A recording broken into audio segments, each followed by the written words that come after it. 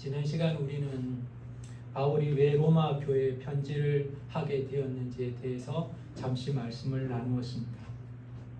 다시 기억하게 하려. 다시 기억하게 하려. 그리고 두 번째는 서바나로 가는 길에 도움을 얻기 위해서 로마 교회에 편지를 썼습니다.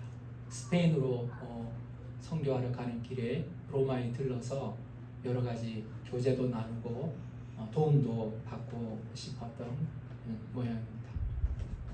다시 기억하게 하려고 여러분은 다시 기억하는 신앙이 되시기를 바랍니다.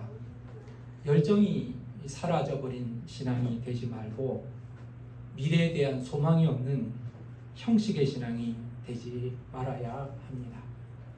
예수 그리스도께서 십자가에 못 박혀 죽으신 것이 사실이고 그분이 십자가에서 부활하셔서 오늘도 살아계시며 나와 함께 하신다는 사실이 사실이라면 지금도 그 십자가 때문에 우리의 가슴은 뜨거워야 하고 그 예수 그리스도께서 우리에게 다시 오신다는 약속이 사실이라면 우리는 그 약속으로 말미암아서 우리 삶에 소망이 있어야 하는 겁니다. 만약 내 신앙의 뜨거움도 사라져버렸고 그리고 열정도 사라져버리고 주님이 다시 오심에 대한 소망도 사라져버렸다면 저와 여러분은 다시 로마서를 듣고 또 들어야 합니다. 한 번, 두 번이 아니라 10번이라도 20번이라도 다시 들어야 하는 것입니다. 이제 바울은 16장에서 마지막 편지의 인사를 나누고 있습니다. 바울과 함께하는 그리고 바울이 기억하는 믿음의 사람을 소개하고 있습니다. 이 사람들은 26명입니다. 이 26명의 사람들은 로마에 있는 사람도 있고 에베소에 있는 사람도 있고 또 다른 아시아 지역에 있는 사람, 유럽 각지에 흩어져 있는 26명의 사람들을 소개하고 있는 겁니다. 각 분야에서 탁월한 사람들은 그 사람들의 이름을 기억하고 그 사람들의 명예를 우리가 존중하는 문화가 전통이 있습니다. 예를 들면 명예의 전당 같은 겁니다. 여러분 야구를 아주 잘하는 사람은 야구의 명예의 전당에 들어가게 됩니다. 조 디마지오, 베이브 루스, 칼립 켄 이런 사람들 말입니다. 농구를 아주 잘하는 사람은 농구 명예의 전당에 들어갑니다. 그 사람의 인종도 상관없습니다. 학벌도 상관없습니다. 나이도 상관없습니다. 농구를 잘했다면 거기에 들어가게 됩니다. 영화나 예술가들도 아주 탁월한 업적을 남긴 사람들은 명예의 전당이라는 것들이 있더라고요. 아시아에서는 조수미 씨가 최초로 아시아 명예의 전당에 들어간 것을 제가 기억하고 있습니다. 사람들은 이름을 기억하기를 좋아하고 그 이름을 기억해야 하는 이유가 있습니다. 그 사람의 수고와 그 사람의 공로 때문에 그렇습니다. 저는 가끔 병원에 가고 있는데 제가 가는 분당 서울대 병원에 가면 그 입구의 큰 벽에 기부자들의 명단이 기록되어 있는 명예의 전당이 있습니다. 이 병원에 공헌이 있는 사람, 이 병원을 위해서 기부한 사람들의 이름을 거기에 기록하고 있습니다. 근데 이름이 여러 사람들이 기록되고 있지만 똑같은 사이즈가 아닙니다. 어떤 사람은요 멀리서 입구에서도 이름이 한눈에 들어오는 큰 사이즈입니다. 그 사람은 100억 이상을 기부한 사람입니다. 그리고 어떤 사람은요 가까이 가야만 보이는 사람이 있습니다. 아주 작은 명찰만큼 작은 사람, 그 사람은 100만 원 이상 기부한 사람입니다. 저는 그걸 보면서요 그 사람이 누군가 상관이 없습니다. 그 사람의 신분도 인격도 신앙도 아무 상관이 없습니다. 그저 돈을 많이 내면 이름이 크게 붙어지고 돈을 조금 내면 그냥 구석에 작은 이름이 붙는 것을 보게 되었습니다.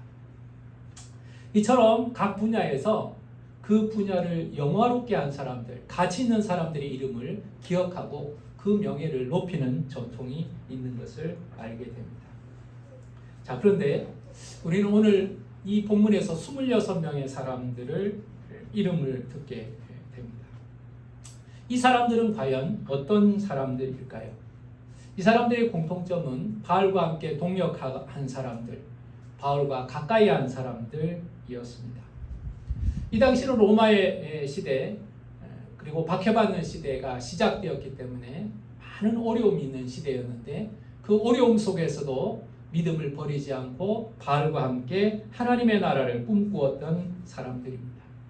사실 바울은 국제적인 사역을 많이 감당하는 사람이었습니다. 1차 전도 여행, 2차 전도 여행, 3차 전도 여행. 짧게는 3,000km, 길게는 7,000km까지 엄청난 거리를 여행하면서 수십 개의 나라를 방문하였고 수많은 사람들을 만났습니다. 그래서 바울과 관련된 사람은 엄청나게 많을 것입니다. 근데 그 중에서 바울은 26명의 이름을 말하고 있는 겁니다.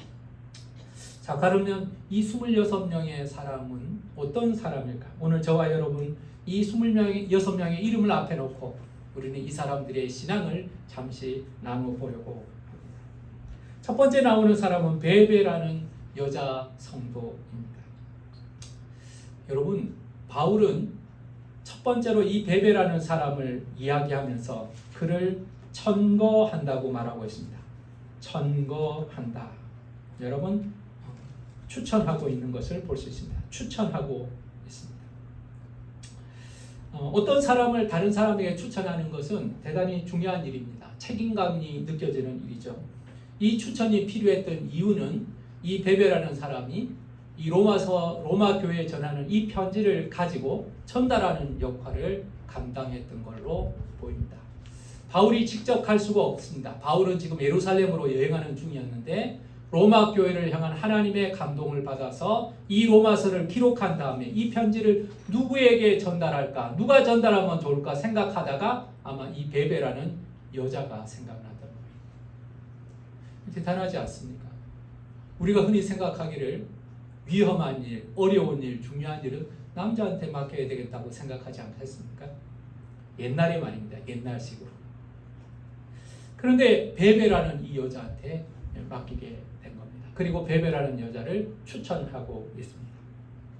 사실 지금은 우리의 신분을 확인하는 여러 가지 방법이 있습니다. 예를 들면 주민등록, ID 카드 같은 것들도 있겠어요. 어떨 때는 생체 인식을 합니다. 홍채 인식, 지문 인식을 합니다. 그래서 그 사람들의 아이덴티티를 확인합니다. 정체성을 확인합니다. 신분을 확인합니다. 근데 이 당시는 어땠을까요? 문서로 확인할 수 있는 방법도 딱히 없고 신분증도 딱히 없습니다. 그래서 바울이라는 사람이 이 베베라는 사람의 청거를 하는 겁니다. 나 바울은 이 베베라는 사람을 확실하게 믿습니다. 이 사람은 믿어도 되는 사람입니다.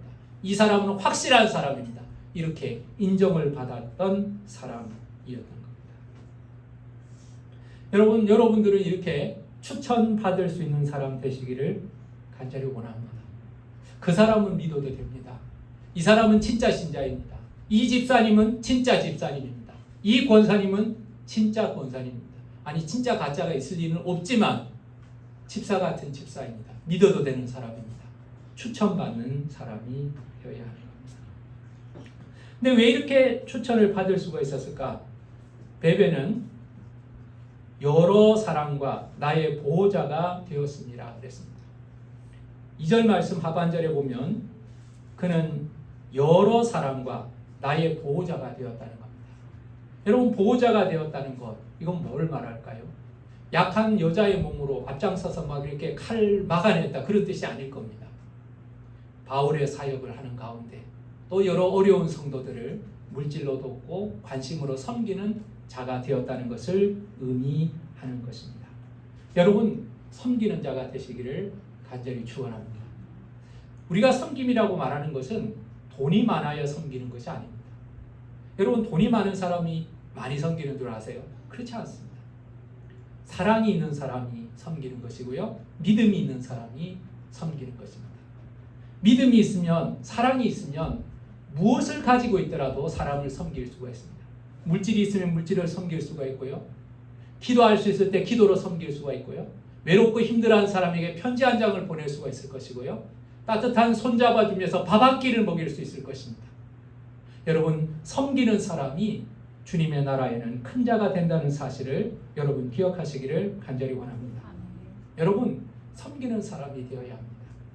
주님의 나라에서 기억하는 사람은 섬김을 받는 사람이 아닙니다. 이 땅에서는 섬김을 받는 사람들을 기억합니다. 내가 어디 갔더니 어떤 대접을 받았어. 나는 어디 가면 높은 자리에 앉아. 나는 가면 비싼 차를 탈 수가 있고 나는 어디에 가면 영접을 받을 수가 있다고. 섬김을 받는 자가 되는 것이 성공이라고 생각하고 살아갑니다. 대접받는 사람, 높은 자리에 앉는 사람, 다른 사람이 이름을 기억하는 사람. 근데 주님의 나라는 그렇지 않습니다. 섬기는 사람이 기억하는 사람, 섬기는 사람을 기억하는 나라인 줄 믿으시길 바랍니다. 그러므로 여러분 섬기는 자로 사시기 바랍니다. 여러분의 가족도, 특별히 여러분의 성도들도, 교인들끼도, 이웃들도, 아니 나와 전혀 알지 못한다고 할지라도 도움이 필요한 사람을 섬기는 자로 살아갈 때 그 사람은 주님이 기억하시는 믿음의 사람이 된다는 사실을 여러분 기억하시길 바랍니다. 베베의 또 한 가지 특징이 있습니다. 이 베베는 교회의 일꾼이라고 말하고 있습니다. 이 베베는 교회의 일꾼이라고 말하고 있습니다. 자, 여러분, 우리가 가지고 있는 재능이 있습니다. 우리가 가지고 있는 열정이 있습니다. 우리가 가지고 있는 건강이 있습니다. 자, 그걸 어디에 사용할 것인가? 여러분이 맡은 일이 여러 가지가 있을지라도 하나님의 교회를 위해서 사용할 수 있는 믿음이 있기를 간절히 바랍니다. 이 건물이 말하는 거 아닙니다. 그리스도를 위하여서, 그리스도의 사람들을 위하여서, 그리스도가 필요한 사람들을 위해서 일하는 사람이 되라는 거예요. 제가 학교를 다닐 때 신학교 강의를 하는 목사님이 이런 말씀을 하셨어요. 교회는 다 알곡만 있는 것이 아니다. 쪽쟁이도 있다. 그리고 일꾼도 있지만 구경꾼도 있고 방해꾼도 있을 것이다. 그러므로 상처받지 말고 목회하라고 강의했던 말이 기억이 납니다. 사랑하는 여러분, 여러분과 저는 하나님 앞에서 섬기는 자로, 특별히 영혼을 섬기는 자로 살아갈 수 있기를 간절히 원합니다. 누군가 여러분 때문에 위로를 받고, 누군가 여러분 때문에 힘을 얻고, 여러분 때문에 다시 살아날 수 있는 소망이 일어날 수 있기를 간절히 원합니다. 그 일로 베베는 기억되는 사람이 되었습니다. 두 번째는 브리스가와 아굴라를 소개하고 있습니다. 이 사람은 이미 사도행전에서 소개되었던 사람이죠. 사도행전은 브리스가를 브리스킬라라고 표현하고 있습니다. 같은 사람입니다.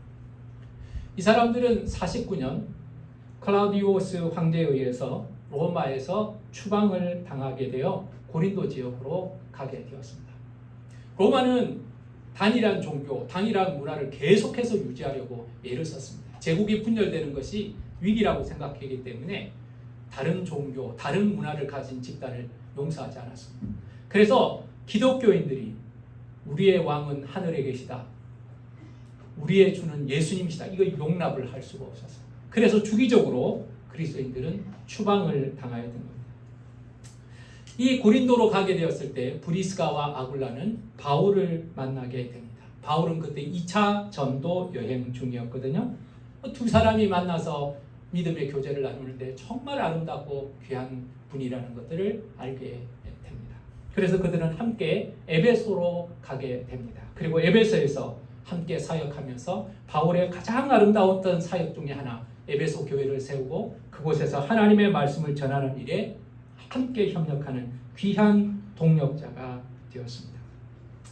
그들의 신앙이 얼마나 훌륭했는지 바울이 사역자로 세운 아볼로의 신앙을 브리스가와 아굴라가 바로잡아줄 수 있을 정도로 탁월한 신앙이었습니다. 자, 그런데 그들의 신앙의 특징이 무엇인가? 4절을 한번 보세요. 자, 그들은 내 목숨을 위하여 자기들의 목까지도 내놓았나니 나뿐 아니라 이방인의 모든 교회도 그들에게 감사하느니라. 여러분, 내 목숨을 위하여 자기의 목까지도 내놓았다는 것. 이 상황이 어떤 상황인지 모르지만 고린도에서 혹은 에베소에서 바울이 대단한 위기를 경험했을 것 같습니다. 그런데 자신들의 목숨을 걸고 바울을 구해 주었던 것으로 기억합니다. 여러분, 우리는 본능적으로 위험이 오면 도망을 가게 되어 있습니다. 손해가 될 것 같으면 다 피합니다. 그것도 나의 고난이 아니라 다른 사람의 고난이면 더더욱 나는 피해가는 것이 자신의 본능입니다. 그런데 여러분, 참 신앙은 남을 위하여 고난을 대신 감당할 수 있는 사람이 되는 것입니다. 남을 위하여 고난을 당할 수 있는 사람, 남을 위해서 희생하는 사람이 진정한 그리스도의 제자라는 것입니다. 사랑하는 여러분, 내가 일하다가 어려워서 낙심하는 거, 그건 뭐 크게 상관없어요. 근데 다른 사람을 위해서 수고하다가 고난을 당하는 사람, 그 사람이 바로 주님이 기억해 주시는 사람입니다. 나를 위해서 열심히 공부하고, 나를 위해서 열심히 사업하고, 나를 위해서 열심히 명예를 쌓아 올리는 거, 그게 무슨 상관이 있겠습니까? 남을 위해서 수고하는 사람, 남의 고통에 동참하는 사람, 남의 아픔을 위해서 내 것을 기꺼이 지불할 수 있는 사람, 그런 사람이 주님이 기억하는 사람이라는 사실을 여러분 기억하시길 바랍니다. 브리스가와 아굴라의 아름다운 신앙은 5절에도 나오고 있습니다. 또 저희 집에 있는 교회도 문안하라고 말했습니다. 브리스가와 아굴라의 집이 교회였습니다. 여러분이 잘 알겠지만 초대교회는 유형의 건물을 만들고 그곳에 모여서 예배하지를 못했습니다. 그냥 가정집이 예수 믿고 변화받은 그 가정이 교회였습니다. 그래서 그 집이 교회였고 교회가 집이었던 겁니다. 좋은 신앙의 차이는 뭔 줄 아십니까? 집과 교회의 차이가 적어야 합니다. 교회 오면 누구나 기도하잖아요. 근데 집에서는 기도 안 하죠. 그건 차이가 벌써 난 겁니다. 교회에서는 말도 조심하죠. 함부로 행동 안 하죠. 근데 집에 가면 말 함부로 하잖아요. 그건 차이가 많이 난 겁니다. 교회에서는 먹어야 될 거, 가려야 될 거 잘 가리죠. 다른 사람들 보면서. 근데 집에 가면 내 마음대로 먹고 마셔요. 여러분, 그건 차이가 난 거예요. 여러분 가정에도 복음이 있기를 예수 이름으로 축원합니다. 여러분 가정에도 예수가 이미 계신 줄 믿으시길 바랍니다.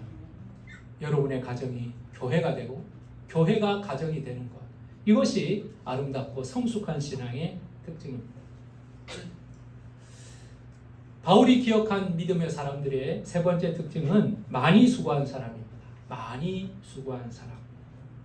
6절을 보세요. 너희를 위하여 많이 수고한 마리아에게 문안하라 그랬습니다. 12절을 보면 주 안에서 수고한 두루베나와 드루보사에게 문안하라. 주 안에서 많이 수고하고 사랑하는 버시에게 문안하라. 그렇게 말합니다. 사실 이 사람들이 어떤 일을 했는지는 성경이 말하고 있지 않습니다. 그러나 중요한 것은 이들은 주님을 위해서, 영혼을 위해서 많이 수고한 사람이라는 뜻입니다. 이 많이 수고했다는 뜻을 원어로 살펴보면요, 죽을 힘을 다하여 수고한 사람이라는 뜻을 말하고 있습니다. 여러분, 우리는 무엇을 위해서 많이 수고하고 있습니까? 많은 사람들이 돈을 벌려고 많이 수고하고 있습니다. 근데 돈 자체가 목적이 된다면 우리는 헛된 목적을 가지고 달려가고 있는 거예요. 공부하는 일에 많이 수고하는 건 좋습니다. 그러나 공부 자체가 목적이 된다면 그 공부를 마쳤을 때 허무하게 될 겁니다. 저는 우리의 인생의 가치는 주님 앞에서 결정이 난다고 생각합니다. 자, 주님 앞에 가서 나에게 물어볼 것입니다. 너는 뭘 열심히 하다가 왔냐? 너는 뭘 열심히 하다가 왔냐? 그때 주님 앞에 우리는 이야기할 수 있는 것, 답할 수 있는 것이 있어야 됩니다. 내가 준 기회, 내가 준 달란트를 가지고 넌 뭘 열심히 하다가 왔냐? 그때 우리가 뭐라고 주님 앞에 말할 수 있을까요? 말을 많이 하는 사람이 교회를 세우는 사람이 아닙니다.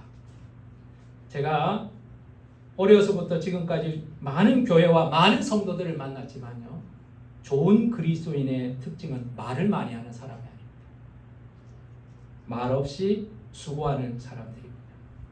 보이지 않게 수고하는 사람들입니다. 사람들은 앞에서 말을 잘하면 똑똑하다고 생각하지만 주님 나라에서는 똑똑한 사람이 아닙니다. 잘난 척하는 사람입니다. 주님 나라에서는 많이 수고한 사람, 자신의 것을 아끼지 아니하고 하나님 앞에 헌신하는 사람, 영혼의 연약함을 바라보면서 참을 수 없어서 그 연약함에 동참하는 사람, 순종이 제사보다 낫고 들음이 수양의 기름보다 낫다고 생각하는 사람이 하나님 나라에서 큰 사람이라는 사실을 여러분 기억하시길 바랍니다. 여러분, 주님을 위해서 그리고 주님의 영혼을 위해서, 가난하고 연약한 자들을 위해서, 주님의 도움이 필요한 자들을 위해서 많이 수고하는 저와 여러분 되시기를 예수 이름으로 축원합니다. 네 번째로 오늘 본문에 나온 사람들의 특징은 고난을 받은 사람들입니다. 7절 말씀을 보세요. 내 친척이요 나와 함께 갇혔던 안드로니고와 유니아에게 문안하라. 바울과 함께 감옥에 갇혔던 사람들이었습니다. 믿음 때문에 감옥에 들어간 사람입니다. 믿음을 부인하면 고난도 없습니다. 그러나 믿음을 고백함으로 말미암아서 그는 고난을 겪을 수밖에 없었던 사람입니다. 내가 주님을 부인한다고 해서 내 마음이 바뀌는 것은 아닌데, 미련하고 어리석어 보일지라도 믿음의 사람들은 주님을 부인하지 않고 주님을 시인함으로 인하여서 고난을 선택하였던 것입니다. 마태복음 5장 11절 12절은 이렇게 말씀하고 있습니다. 나로 말미암아 너희를 욕하고 박해하고 거짓으로 너희를 거슬러 모든 악한 말을 할 때 너희에게 복이 있나니 기뻐하고 즐거워하라. 하늘에서 너희의 상이 큼이라. 너희 전에 있던 선지자들도 이같이 박해하였느니라. 주님은 이렇게 말씀하셨습니다. 너희 전에 있던 선지자들도 이같이 박해를 당했다. 진짜 신앙은 박해를 경험하는 신앙이라는 겁니다. 여러분, 억지로 박해를 만들 필요는 없습니다. 억지로 박해를 즐거워할 필요는 없습니다. 그러나 진짜 신앙의 길을 걸어갈 때는 박해를 각오해야 된다는 것을 말하는 것이고, 박해가 찾아왔을 때 진짜 신앙은 입증된다는 것을 말하고 있는 겁니다. 고난은요, 박해는요, 하나님의 신비입니다. 만약에 바울이 감옥에 들어가지 않았다면 옥문이 열리는 경험을 할 수 있었을까요? 바울이 만약에 돌에 맞지 않았다면 죽었다가 살아나는 경험을 할 수가 있었을까요? 여러분, 우리는 박해를 두려워하고 박해가 일어나지도 않을 만큼 피하는 생활을 할지 모르지만 믿음의 고백을 통해서 박해를 각오하는 사람들은 그 박해 속에서 하나님의 살아계심과 하나님 나라의 비밀을 경험하게 된다는 사실을 여러분 기억하시길 바랍니다. 저는 나가사키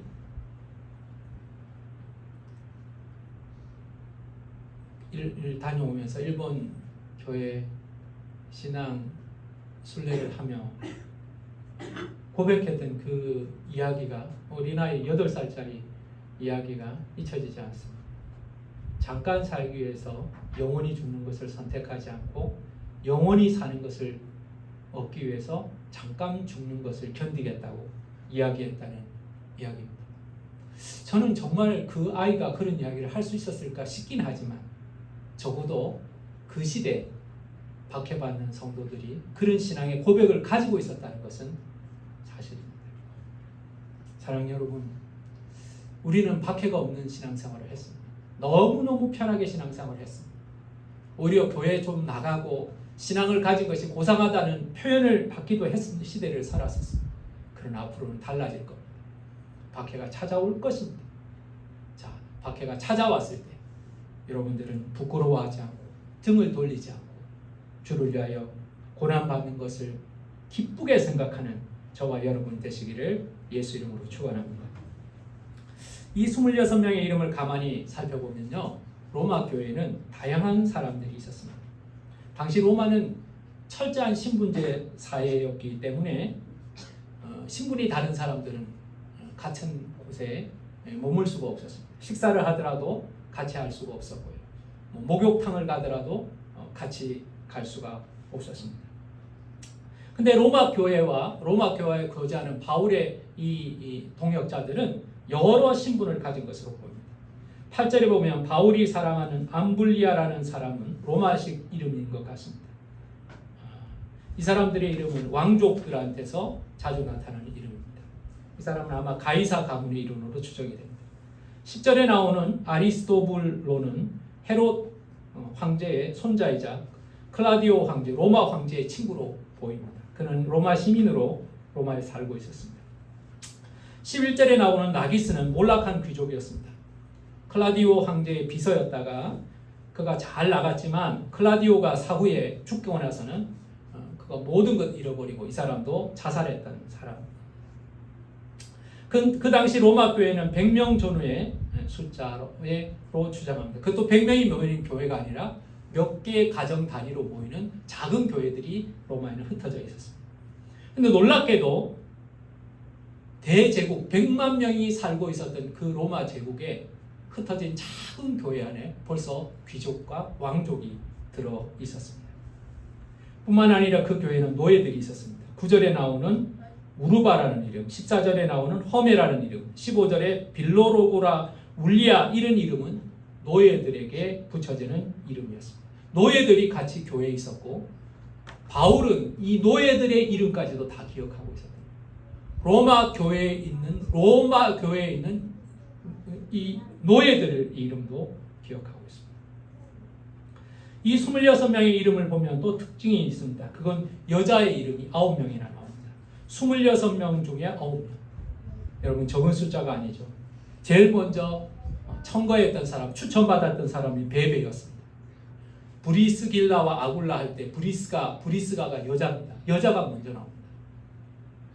여러분 이건 여자들이 교회의 중심이었다는 것이고 교회 안에 남녀 차별이 없이 사역하고 있었다는 사실을 우리는 볼 수가 있는 겁니다. 이 땅에서는 황제가 다스리고 있고 철저한 신분제 사회를 가지고 있고 빈부의 차이, 신분의 차이로 인하여 벽이 많이 있는 시대를 살아가고 있었지만 적어도 로마 교회, 이 작은 교회 안에는 이 모든 것을 뛰어넘는 하나님의 나라가 이미 만들어져 있었다는 것입니다. 놀라운 일이죠. 놀라운 일입니다. 무엇이 이것을 가능하게 했을까요?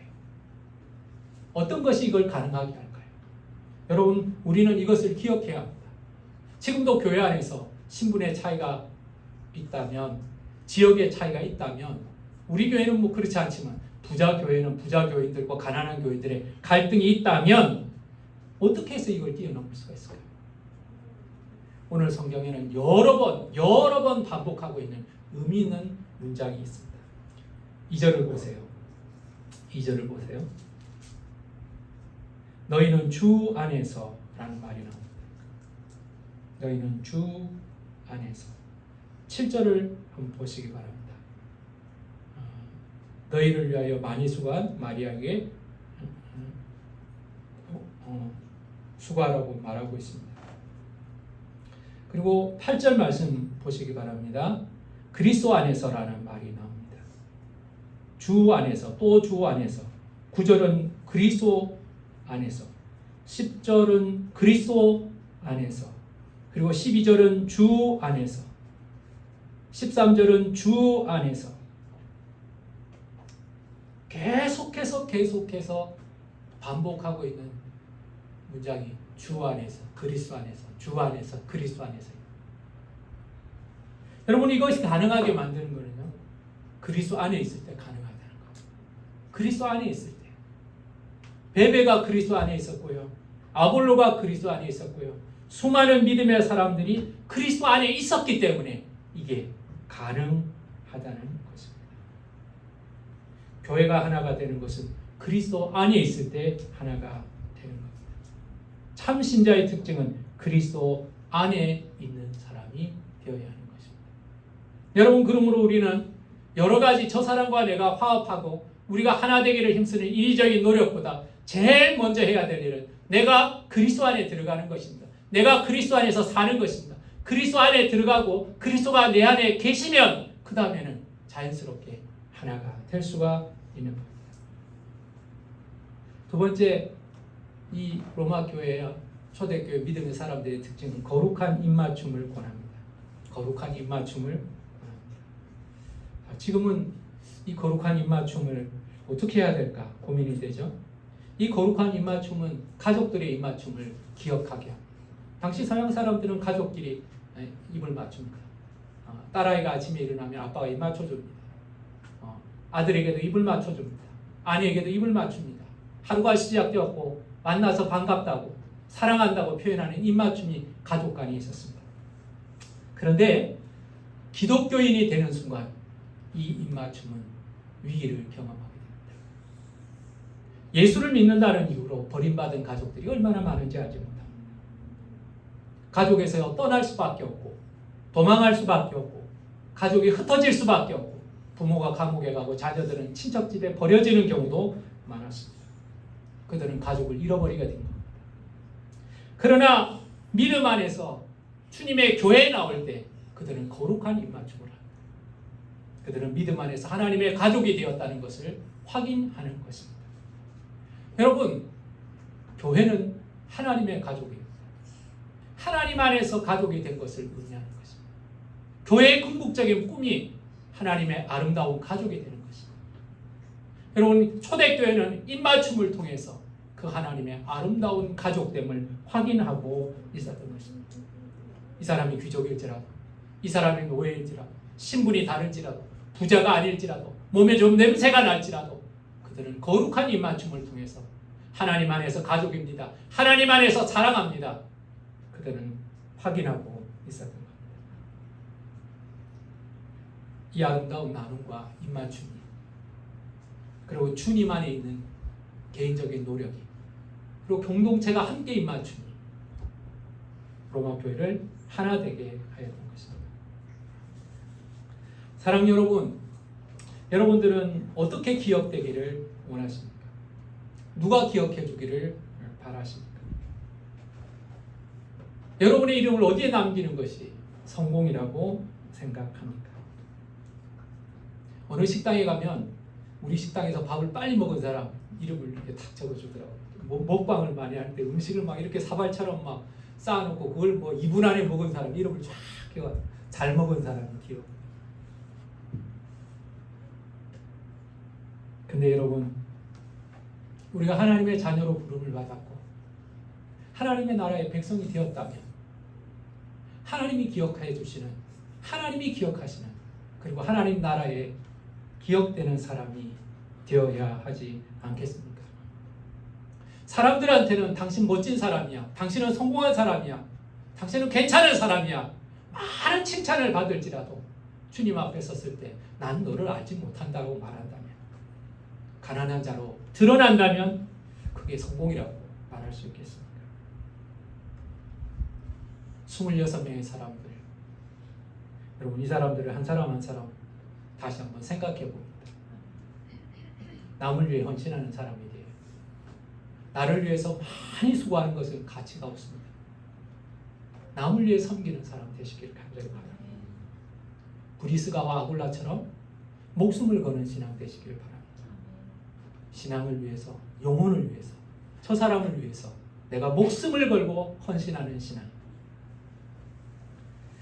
주님을 위해서 많이 수고한 사람 되시기 바랍니다. 여러분들은 밖에서 많이 수고해서 교회 와서 쉬려고만 하지 마십시오. 하나님을 위해서도 수고하시기 바랍니다. 하나님을 위해서도 수고하시기 바랍니다. 하나님의 영혼을 위해서도 수고하시기 바랍니다. 가치 있는 것을 하다가 여러분들이 인생을 마친다면 가치 있는 인생이 될 겁니다. 그러나 가치 없는 것을 위해서 수고하다가 가치 없는 것을 얻는다고 하여도 허무한 인생이 될 것입니다. 오늘 우리는 26명의 이름을 통해서 믿음의 영웅들을 보게 됩니다. 그리스도가 귀하기 때문에, 그리스도 안에 있는 신앙이 귀합니다. 그리스도가 귀하기 때문에 그의 교회를 섬기는 신앙이 귀합니다. 영혼이 귀하기 때문에 영혼을 섬기는 신앙이 귀한 인생이 됩니다. 사랑 여러분, 오늘 내가 하나님 앞에 부름을 받는다면 어떤 사람으로 평가를 받을지 가만히 기억하면서 주님이 기억하시고 주님이 칭찬하시고 주님이 추천할 수 있는 믿음이 다 될 수 있기를 예수 이름으로 축원합니다. 기도하겠습니다. 하나님, 오늘 우리는 바울이 26명의 사람들을 추천하고 있는 것을 바라봅니다. 이들은 귀족도 있었고 노예도 있었고 부자도 있었고 가난한 사람도 있었습니다. 그들은 부자라서 추천받은 것도 아니고 귀족이라서 왕족이라서 추천받은 것이 아닙니다. 그들은 다른 영혼을 위해 헌신하는 사람이었고 믿음의 결단을 통하여 고난을 각오한 사람이었고 몸이 힘들 정도로 섬길 수 있는 사람이었고 주님의 나라를 위해서 아름다운 헌신이 있는 귀한 영혼들이었습니다. 주님, 이 사람들은 세상에서 보기에는 미련해 보일 수도 있었습니다. 더 화려하고 아름다운 것을 따라가기를 원하지 않는 사람들, 박해받고 고난받기를 각오한 사람들, 어리석어 보이지만 남을 위해 사는 사람들, 보이는 것보다 보이지 않는 것을 중요하게 생각하는 사람들, 이 땅에 있는 아름다운 것들보다 하늘나라의 영원한 것을 사모하는 사람들, 그 사람들이 기록된 사람이었으며 칭찬받는 사람이었습니다. 이들은 그리스도 안에 있는 사람이었고 이들은 거룩한 입맞춤을 하는 사람이었습니다. 주님, 우리의 인생 가운데 우리는 어디에 기록되는 사람이 되기를 원합니까? 나는 누가 우리를 기억해 주기를 원합니까? 주님, 주님이 기억해 주시는 사람, 영원한 것으로 인하여 기록되는 사람, 하늘나라에서 별과 같이 빛나는 신앙이 되게 하여 주시옵소서. 예수님의 이름으로 기도하였습니다.